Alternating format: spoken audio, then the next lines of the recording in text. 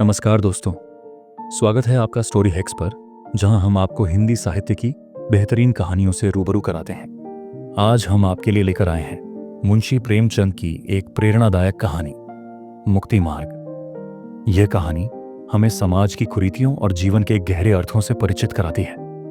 तो आइए सुनते हैं इस अद्भुत कहानी को। सिपाही को अपनी लाल पगड़ी पर, सुंदरी को अपने गहनों पर और वैद्य को अपने सामने बैठे हुए रोगियों पर जो घमंड होता है, वही किसान को अपने खेतों को लहराते हुए देखकर होता है। झींगुर अपने ऊख के खेतों को देखता तो उस पर नशा सा छा जाता। 3 बीघे ऊख थी, इसके 600 रुपए तो अनायास ही मिल जाएंगे। और जो कहीं भगवान ने डैडी तेज कर दी तो फिर क्या पूछना। दोनों बैल बुढ़े हो गए। अब की नई कोई पटेसर के मेले से ले आएगा, कहीं 2 बीघे खेत और मिल गए तो लिखा लेगा। रुपए की क्या चिंता, बनी अभी से उसकी खुशामद करने लगे थे। ऐसा कोई न था जिससे उसने गांव में लड़ाई न की हो। वह अपने आगे किसी को कुछ समझता ही न था। एक दिन संध्या के समय वह अपने बेटे को गोद में लिए मटर की फलियां तोड़ रहा था। इतने में उसे भेड़ों का एक झुंड अपनी तरफ आता दिखाई दिया। वह अपने मन में कहने लगा, इधर से भेड़ों के निकलने का रास्ता न था। क्या खेत की मेंढ पर से भेड़ों का झुंड नहीं जा सकता था? भेड़ों को इधर से लाने की क्या जरूरत? ये खेत को कुचलेंगी, चरेंगी, इसका डांट कौन देगा? मालूम होता है बुद्धू गडेरियां हैं। बचा को घमंड हो गया है, तभी तो खेतों के बीच से भेड़ें ले चला आता है। जरा इसकी डिठाई तो देखो, देख रहा है कि मैं खड़ा हूं, फिर भी भेड़ों को लौटाता नहीं।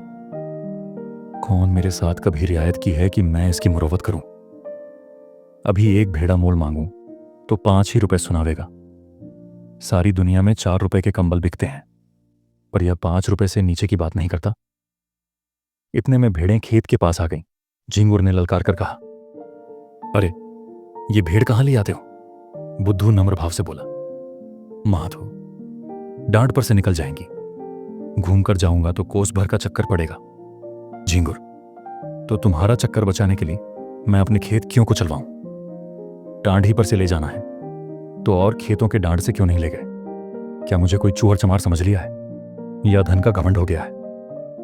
लौट आओ इनको। बुद्धू, मैं तो आज निकल जाने दो, फिर कभी इधर से आऊं तो जो सजा चाहे देना। झींगुर, कह दिया कि लौट आओ इन्हें। अगर एक भेड़ भी मेड़ पर आई तो समझ लो तुम्हारी खैर नहीं। बुद्धू, मैं तो अगर तुम्हारी एक बेल भी किसी भेड़ के पैरों तले आ जाए तो मुझे बैठाकर 100 गालियां देना। बुद्धू बातें तो बड़ी नम्रता से कर रहा था, किंतु लौटाने में अपनी हेठ ही समझता था। उसने मन में सोचा, इसी तरह जरा जरा धमकियों पर भेड़ों को लौटाने लगा तो फिर मैं भेड़ें चरा चुका। आज लौट जाऊं तो कल को कहीं निकलने का रास्ता ही न मिलेगा। सभी रोक जमाने लगेंगे। बुद्धू भी पोढ़ा आदमी था। 12 कोड़ी भेड़ें थीं। उन्हें खेतों में बिठाने के लिए भी रात 8 आने खोड़ी मजदूरी मिलती थी। इसके उपरांत दूध बेचता था, ऊन के कंबल बनाता था। सोचने लगा, इतने गर्म हो रहे हैं, मेरा कर ही क्या लेंगे? कुछ इनका दबैल तो हूं नहीं। भेड़ों ने जो हरी हरी पत्तियां देखी तो अधीर हो गईं। खेत में घुस पड़ी। बुद्धू उन्हें डंडों से मार मार कर खेत के किनारे हटाता था और वे इधर उधर से निकलकर खेत में जा पड़ती। झींगुर ने आग होकर कहा, तुम मुझसे हेकड़ी जताने चले हो, तुम्हारी सारी हेकड़ी निकाल दूंगा। बुद्धू, तुम्हें देखकर चौंकती है, तुम हट जाओ तो मैं सबको निकाल ले जाऊं। झींगुर ने लड़के को तो गोद से उतार दिया और अपना डंडा संभालकर भेड़ों पर पिल पड़ा। धोबी भी इतनी निर्दयता से अपने गधे को न पीटता होगा। किसी भेड़ की टांग टूटी, किसी की कमर टूटी। सबने बें बें का शोर मचाना शुरू किया। बुद्धू चुपचाप खड़ा अपनी सेना का विध्वंस अपनी आंखों से देखता रहा। वह न भेड़ों को हाँकता था, न झींगुर से कुछ कहता था, बस खड़ा तमाशा देखता रहा। 2 मिनट में झींगुर ने इस सेना को अपने अमानुषिक पराक्रम से मार भगाया। मेष दल का संहार करके विजय गर्व से बोला, अब सीधे चले जाओ, फिर इधर से आने का नाम न लेना। बुद्धू ने आहत भेड़ों की ओर देखते हुए कहा, झींगुर, तुमने यह अच्छा काम नहीं किया, पछताओगे। केले को काटना भी इतना आसान नहीं जितना किसान से बदला लेना। उसकी सारी कमाई खेतों में रहती है या खलिहानों में। कितनी ही दैविक और भौतिक आपदाओं के बाद कहीं अनाज घर में आता है और जो कहीं इन आपदाओं के साथ विद्रोह ने भी संधि कर ली तो बेचारा किसान कहीं का नहीं रहता। झींगुर ने घर आकर दूसरों से इस संग्राम का वृत्तांत कहा तो लोग समझाने लगे, झींगुर, तुमने बड़ा अनर्थ किया, जानकर अनजान बनते हो। बुद्धू को जानते नहीं, कितना झगड़ालू आदमी है। अब भी कुछ नहीं बिगड़ा, जाकर उसे मना लो, नहीं तो तुम्हारे साथ सारे गांव पर आफत आ जाएगी। झींगुर की समझ में बात आई। पछताने लगा कि मैंने कहां से कहां उसे रोका। अगर भेड़ें थोड़ा बहुत चर ही जाती तो कौन में उजड़ा जाता था। वास्तव में हम किसानों का कल्याण दबे रहने में ही है। ईश्वर को भी हमारा सिर उठाकर चलना अच्छा नहीं लगता। जी तो बुद्धू के घर जाने को ना चाहता था, किंतु दूसरों के आग्रह से मजबूर होकर चला। अगहन का महीना था, कोहरा पड़ रहा था, चारों ओर अंधकार छाया हुआ था। गांव से बाहर निकला ही था कि सहसा अपने ऊख के खेत की ओर अग्नि की ज्वाला देखकर चौंक पड़ा। छाती धड़कने लगी। खेत में आग लगी हुई थी। बेतहाशा दौड़ा, मनाता जाता था कि मेरे खेत में ना हो, पर ज्यों-ज्यों समीप पहुंचता था यह आशामय भ्रम शांत होता जाता था। वह अनर्थ हो ही गया जिसके निवारण के लिए वह घर से चला था। हत्यारे ने आग लगा ही दी और मेरे पीछे सारे गांव को चौपट किया। उसे ऐसा जान पड़ता था कि वह खेत आज बहुत समीप आ गया है, मानो बीज के प्रति खेतों का अस्तित्व ही नहीं रहा। अंत में जब वह खेत पर पहुंचा तो आग प्रचंड रूप धारण कर चुकी थी। झींगुर ने हाय हाय मचाना शुरू किया। गांव के लोग दौड़ पड़े और खेतों से अरहर के पौधे उखाड़कर आग को पीटने लगे। अग्निमानव संग्राम का भीषण दृश्य उपस्थित हो गया। एक पहर तक हाहाकार मचा रहा। कभी एक प्रबल होता था, कभी दूसरा। अग्निपक्ष के योद्धा मर मर कर जी उठते थे और द्विगुण शक्ति से रणोन्मत्त होकर शस्त्र प्रहार करने लगते थे। मानव पक्ष में जिस योद्धा की कीर्ति सबसे उज्जवल थी वह बुद्धू था। बुद्धू कमर तक धोती चढ़ाए, प्राण हथेली पर लिए अग्निराशि में कूद पड़ता था और शत्रुओं को परास्त करके बाल बाल बचकर निकल आता था। अंत में मानव दल की विजय हुई, किंतु ऐसी विजय जिस पर हार भी हंसती। गांव भर की ऊख जलकर भस्म हो गई और ऊख के साथ सारी अभिलाषाएं भी भस्म हो गईं। आग किसने लगाई यह खुला हुआ भेद था, पर किसी को कहने का साहस न था। कोई सबूत नहीं। प्रमाणहीन तर्क का मूल्य ही क्या। झींगुर को घर से निकलना मुश्किल हो गया। जिधर जाता ताने सुनने पड़ते। लोग प्रत्यक्ष कहते थे, यह आग तुमने लगवाई, तुम्ही ने हमारा सर्वनाश किया, तुम ही मारे घमंड के धरती पर पैर न रखते थे। अब क्या आप गए, अपने साथ गांव भर को डुबो दिया। बुद्धू को न छेड़ते तो आज क्यों यह दिन देखना पड़ता। झींगुर को अपनी बर्बादी का इतना दुख न था जितना इन जलीकटी बातों का। दिन भर घर में बैठा रहता। पूस का महीना आया। जहां सारी रात कोल्हू चला करते थे, गुड़ की सुगंध उड़ती रहती थी, भट्टियां जलती रहती थीं और लोग भट्टियों के सामने बैठे हुक्का पिया करते थे। झींगुर ने सोचते सोचते निश्चय किया कि बुद्धू की दशा भी अपनी ही सी बनाऊंगा। उसके कारण मेरा सर्वनाश हो गया और चैन की बंशी बजा रहा है। मैं भी उसका सर्वनाश करूंगा। जिस दिन इस घातक कलह का बीजारोपण हुआ उसी दिन से बुद्धू ने इधर आना छोड़ दिया था। झींगुर ने उससे रब्त जब्त बढ़ाना शुरू किया। वह बुद्धू को दिखाना चाहता था कि तुम्हारे ऊपर मुझे बिल्कुल संदेह नहीं है। एक दिन कंबल लेने के बहाने गया, फिर दूध लेने के बहाने गया। बुद्धू उसका खूब आदर सत्कार करता। चिलम तो आदमी दुश्मन को भी पिला देता है, वह उसे बिना दूध और शरबत पिलाए ना आने देता। झींगुर आजकल एक सन लपेटने वाली कल में मजदूरी करने जाया करता था। बहुधा कई कई दिनों की मजदूरी इकट्ठी मिलती थी। बुद्धू ही की तत्परता से झींगुर का रोजाना खर्च चलता था। अतएव झींगुर ने खूब रब्त जब्त बढ़ा लिया। एक दिन बुद्धू ने पूछा, क्यों झींगुर, अगर अपनी ऊख जलाने वाले को पा जाओ तो क्या करो, सच कहना। झींगुर ने गंभीर भाव से कहा, मैं उससे कहूं, भैया तुमने जो कुछ किया बहुत अच्छा किया, मेरा घमंड तोड़ दिया, मुझे आदमी बना दिया। बुद्धू, मैं जो तुम्हारी जगह होता तो बिना उसका घर जलाए ना मानता। झींगुर, 4 दिन की जिंदगानी में बैर विरोध बढ़ाने से क्या फायदा है। मैं तो बर्बाद हुआ ही, अब उसे बर्बाद करके क्या पाऊंगा। बुद्धू, बस यही आदमी का धर्म है। पर भाई क्रोध के बस में होकर बुद्धि उल्टी हो जाती है। फागुन का महीना था। किसान ऊख बोने के लिए खेतों को तैयार कर रहे थे। बुद्धू का बाजार गर्म था। भेड़ों की लूट मची हुई थी। 2-4 आदमी नित्य द्वार पर खड़े खुशामदें किया करते। बुद्धू किसी से सीधे मुंह बात ना करता। भेड़ रखने की फीस दूनी कर दी थी। अगर कोई एतराज करता तो बेलाग कहता, तो भैया भेड़ें तुम्हारे गले तो नहीं लगाता हूं, जीना चाहे मत रखो, लेकिन मैंने जो कह दिया है उससे एक कौड़ी भी कम नहीं हो सकती। गरज थी। लोग इस रुखाई पर भी उसे घेरे ही रहते थे, मानो पंडे किसी यात्री के पीछे हों। लक्ष्मी का आकार तो बहुत बड़ा नहीं, और वह भी समयानुसार छोटा बड़ा होता रहता है। यहां तक कि कभी वह अपना विराट आकार समेटकर उसे कागज के चंद अक्षरों में छिपा लेती है। कभी कभी मनुष्य की जिह्वा पर जा बैठती है। आकार का लोप हो जाता है, किंतु उनके रहने को बहुत स्थान की जरूरत होती है। वह आई और घर बढ़ने लगा। छोटे घर में उनसे नहीं रहा जाता। बुद्धू का घर भी बढ़ने लगा। द्वार पर बरामदा डाला गया। 2 की जगह 6 कोठरियां बनवाई गईं। यूं कहिए कि मकान नए सिरे से बनने लगा। किसी किसान से लकड़ी मांगी, किसी से खपरों का आंवा लगाने के लिए उपले, किसी से बांस और किसी से सरकंडे।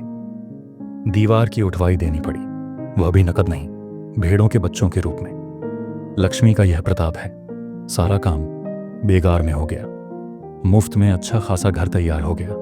गृह प्रवेश के उत्सव की तैयारियां होने लगी। इधर झींगुर दिन भर मजदूरी करता तो कहीं आधा पेट अन्न मिलता।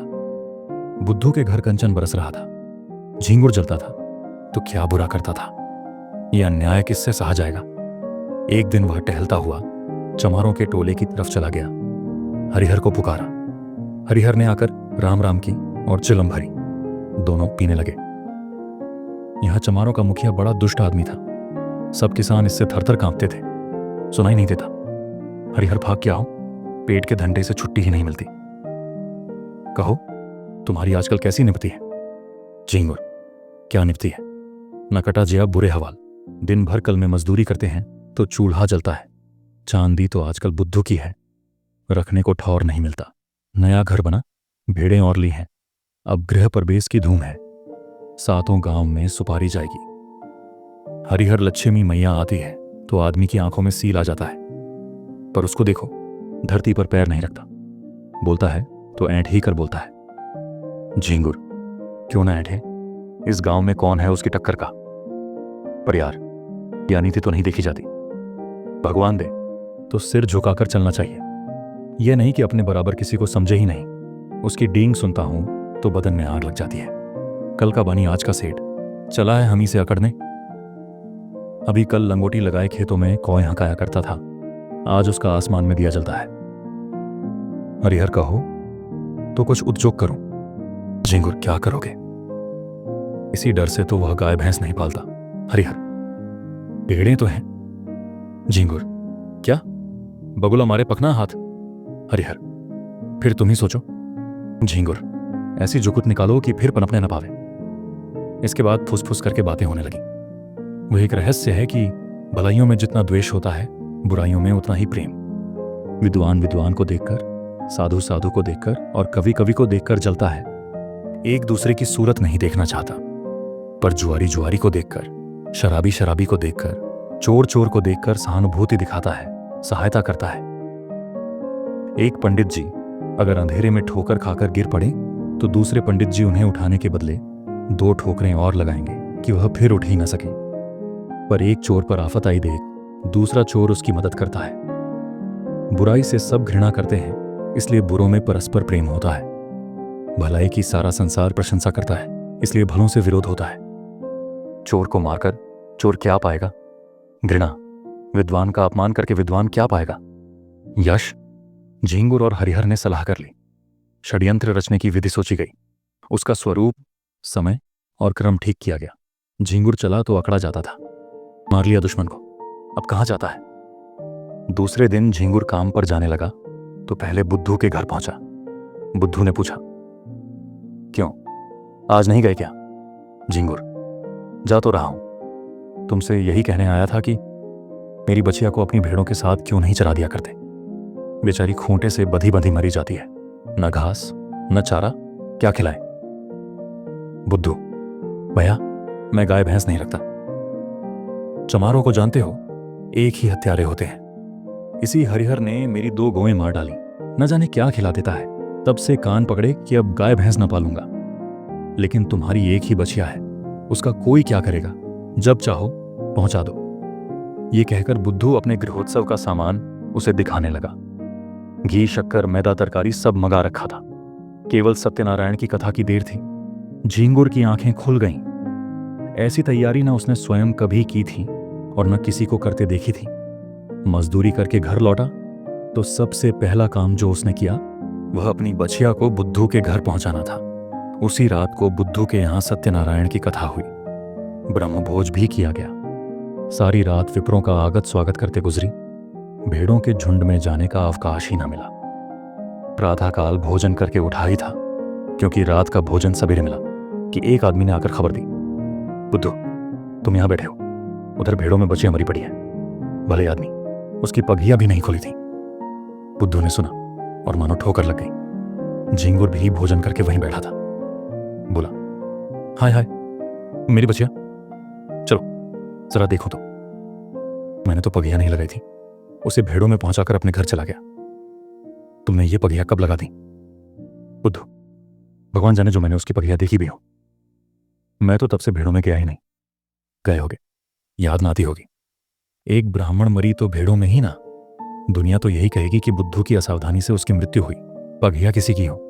हरिहर, मैंने कल सांझ को इन्हें भेड़ों में बछिया को बांधते देखा था।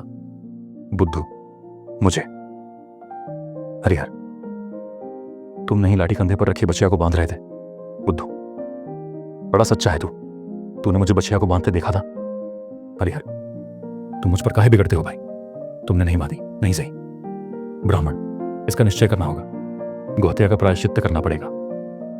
कुछ हंसी ठट्ठा है। झिंगुर महाराज, कुछ जानबूझकर तो बांधी नहीं। ब्राह्मण, इससे क्या होता है? हत्या इसी तरह लगती है, कोई गऊ को मारने नहीं जाता। झिंगुर, हाँ, गऊ को खोलना बांधना है तो जोखिम का काम। ब्राह्मण शास्त्रों में इसे महापाप कहा है। गऊ की हत्या ब्राह्मण की हत्या से कम नहीं। झिंगुर, हाँ, फिर गऊ तो ठहरी ही, इसी से ना इनका मान होता है। जो माता सो गऊ। लेकिन महाराज, चूक हो गई। कुछ ऐसा कीजिए कि थोड़े में बेचारा निपट जाए। बुद्धू खड़ा सुन रहा था कि अनायास मेरे सिर हत्या मड़ी जा रही है। झींगुर की कूटनीति भी समझ रहा था। मैं लाख कहूं, मैंने बछिया नहीं बांधी, मानेगा कौन? लोग यही कहेंगे कि प्रायश्चित्त से बचने के लिए ऐसा कह रहा है। ब्राह्मण देवता का भी उसका प्रायश्चित्त कराने में कल्याण होता था। भला ऐसे अवसर पर कब चूकने वाले थे? फल यह हुआ कि बुद्धू को हत्या लग गई। ब्राह्मण भी उससे जले हुए थे। कसर निकालने की घात मिली। 3 मास का भिक्षा दंड दिया, फिर 7 तीर्थ स्थानों की यात्रा, उस पर 500 विप्रों का भोजन और 5 घुओं का दान। बुद्धू ने सुना तो बधिया बैठ गई। रोने लगा तो दंड घटाकर 2 मास कर दिया। इसके सिवा कोई रियायत नहीं हो सकी। न कहीं अपील, न कहीं फरियाद। बेचारे को यह दंड स्वीकार करना पड़ा। बुद्धू ने भेड़ें ईश्वर को सौंपी। लड़के छोटे थे, स्त्री अकेली क्या क्या करती। गरीब जाकर द्वारों पर खड़ा होता और मुंह छिपाए हुए कहता, गाय की बाछी दिया बनवास। भिक्षा तो मिल जाती, किंतु भिक्षा के साथ 2-4 कठोर अपमानजनक शब्द भी सुनने पड़ते। दिन को जो कुछ पाता वही शाम को किसी पेड़ के नीचे बनाकर खा लेता और वहीं पडिढे रहता।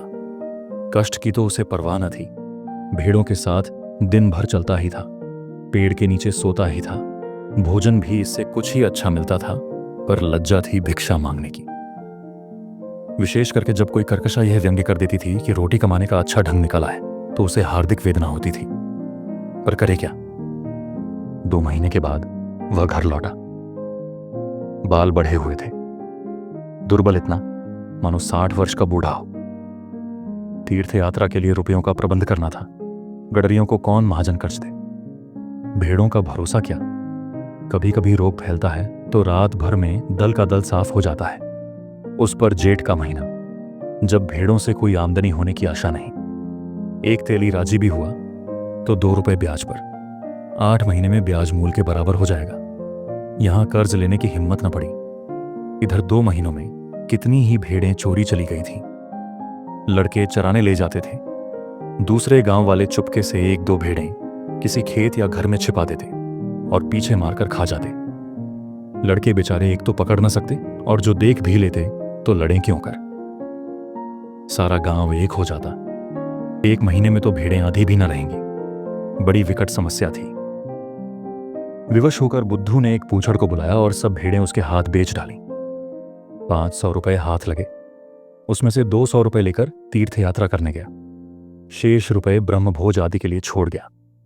बुद्धू के जाने पर उसके घर में 2 बार सेंध लगी, पर यह कुशल हुई कि जगघट हो जाने के कारण रुपए बच गए। सावन का महीना था। चारों ओर हरियाली छाई हुई थी। झींगुर के बैल न थे। खेत बटाई पर दे दिए थे। बुद्धू प्रायश्चित्त से निवृत्त हो गया था और उसके साथ ही माया के फंदे से भी। न झींगुर के पास कुछ था, न बुद्धू के पास। कौन किससे जलता और किस लिए जलता। सन की कल बंद हो जाने के कारण झींगुर अब बेलदारी का काम करता था। शहर में एक विशाल धर्मशाला बन रही थी। हजारों मजदूर काम करते थे। झींगुर भी उन्हीं में था। 7वें दिन मजदूरी के पैसे लेकर घर आता था और रात भर रहकर सवेरे फिर चला जाता था। बुद्धू भी मजदूरी की टोह में यहीं पहुंचा। जमादार ने देखा दुर्बल आदमी है, कठिन काम तो इससे हो न सकेगा। कारीगरों को गारा देने के लिए रख लिया।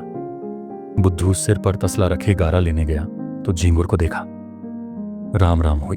झींगुर ने गारा भर दिया, बुद्धू उठा लाया।